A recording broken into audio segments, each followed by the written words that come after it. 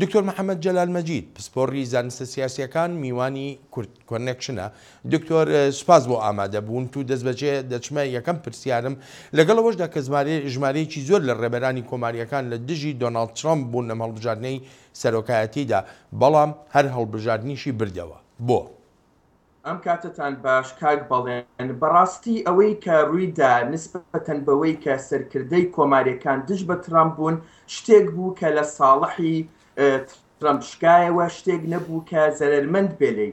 ئەمەش ئەگەڕێتەوە بە بڕوای من بۆ بزوتنەوەیەک بۆ جوڵانەوەیە کە ئیستا جیهانی گرتوۆتەوە. خەڵکانێکی زۆر هەن تووڕەن لە دەستگا و موسساتەکانی دەوڵەت. بۆ نمونە ئەوە بوو بەریتانیا لە گەلی بەریتانیا لە ئیتیحادی ئەوروپی دەرچوو. بۆ نمونە 2 ساڵ لە سەریەک کەسێکی چەپڕە و هەڵەبژێرە بە سەرۆکی پارتی کرێکاران، پرۆفیسۆرێکی چەپڕە و هەڵەبژێرێ بە سەرۆکی کۆماری نەمسا. ئەمەش بەشێک بوو لەو تووڕەیەی گەلانی جیهان کە ئەمریکای گرتوۆتەوە حەزیان ئەکرد دەم بدەن بە کەسێک کە لەگەڵ تەیاری گشتیانە، لەگەڵ موسساتی دەوڵەتانە و لەگەڵ بیر و بۆچینی گشتی دەوڵەتە یەک ناگرێتەوە. دکتۆر لەگەڵەوەدا کە باڵین ئەندامانی هەڵمەتەکانی هەڵبژاردننی ترامپ نکوڵی لێ دەکەن، بەڵام وەزارەتی دەرەوەی رووسیا دەڵێ لە ماوەی ئەم هەڵمەتانی هەڵبژاردندا کۆبوونەوەیان هەبوو لەگەڵ ئەندامانی لای ترامپ. ئەمە شتێکی ئاساییە؟ بەڵێ بە بڕوای من زۆر شتێکی ئاساییە. زۆر جار کاندیدی پۆستە گەورەکان سەرۆکایەتیەکان لەگەڵ وڵاتانی ترا گفتوگۆکەن و کارلێگەکەن. بۆ نمونە هەر ترەمپ سەردانی مەکسیکی کرد، هەر هیلاری کلینتن و ترامپ کۆبوونەوەیان کرد لەگەڵ سەرۆک وەزیرانی ئیسرائیل، هەر هیلاری کلینتن کۆبوونەوەی کرد لەگەڵ عەبدولفەتاح سیسی سەرۆکی مسر و لەگەڵ سەرۆکی وەزیرانی یابان. بەڵام ئەوەی کە ئاسایی نییە بە بڕوای من و دیارە کامپی ترەمپ نکۆڵی لێ ئەکەن ئەوەیە و تەکیدیشم رووسیا هەر خۆی نکۆڵی لێ دەکات کە لەو بڕوایەدام دەستگا هەواڵگری و مخابەراتیەکانی رووسیا دەستێکی ڕاستەوخۆیان هەبوو لە حاکردنی ئیمێڵی سەرکردایەتی و بارەگاکانی دیموکراتەکان بۆ کەشفکردنی هەندێک دۆکیومنت بۆ ئەوەی هیلاری کلینتن ناشرینکەن و بۆ ئەوەی جارێکی تر بەعکسی ئیتیجاهی تەیاری گشتیەوە کار بکەن و دۆناڵد ترەمپ ببێ بە سەرۆک کۆماری ئەمریکا. گرنگی ئەنجامەکانی ئەم هەڵبژاردنانە چییە؟ ینی بۆ وڵاتان و هەروەها بۆ ناوچەکانی تری جیهانیش بۆ نمونە کورد بۆچی گرنگە بە گرنگیەوە سیر بکرێ؟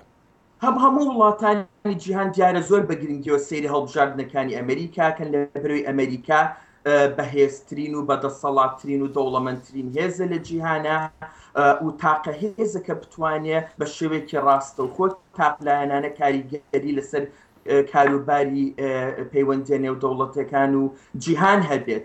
لەبەرەوە ناحەقانیە وڵاتانی جیهان بە شێوەیەکی گرنگ ئەڕوان ئەمە، بەڵام لە عینەن کاتیشانی گەرانەکەیان حەق نییە بەو دەرەجەیە بێت، چونکە ئەمریکا وڵاتی موسساتە، کۆنگرێس و سێنێت چاودێرە بەسەر سەرۆکەوە، ئیعلامێکی ئازادە هەیە و دەستگاکانی دادوەری دەستگای دادوەری سەربەخۆن.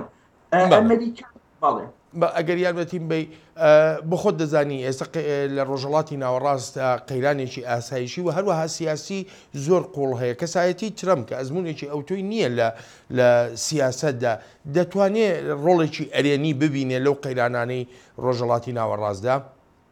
بە بڕوای من دۆناڵد ترەمپ لە کامپینەکە لە حەملەکە هیچێکی ئەوتۆی پێشکەش نەکردووە غەیری هەندێک قسەی غامز و ڕووکەشی تند نەبێ بەرامبەر بۆ نمونە پشتگیریکردن لە ئیسرائیل دژ بە مەلەفینەوەوی ئێران، دژ بە داعش و لە ناوبردننی داعش، پشتگیریکردنی کورد و هێزی پێشمەرگە. ئەم قسە غامزانە بەڕاستی بەڵگەیە لەسەر ئەوەی ئەم پیاوە بەرنامێکی ئاشکرای پێنیە، هەر لەبەر ئەوەش لەو بڕوایەدام ئەوەی کە ئێستا ئیدارەی ئۆباما ئەیکا دژ بە داعش لە ناو عێراقا لە ناو سووریا ئیدامەی پێئدرێ و بەردەوامی بێت.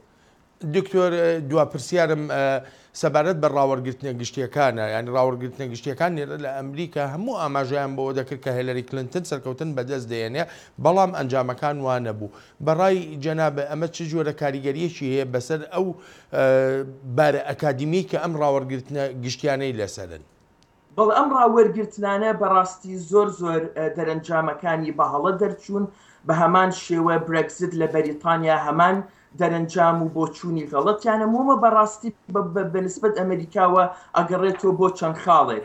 خاڵی یەکەم ئەوەیە ئەم دەستگایانە تەنها بەنەزەر لاعتیبار ئەو کەسانیان وەرگرت کە دەن ئەدەن نەک ئەو کەسانی کە دەن نادەن. طبعاً ئەمە لە حساباتیانە دەرنەکەوت.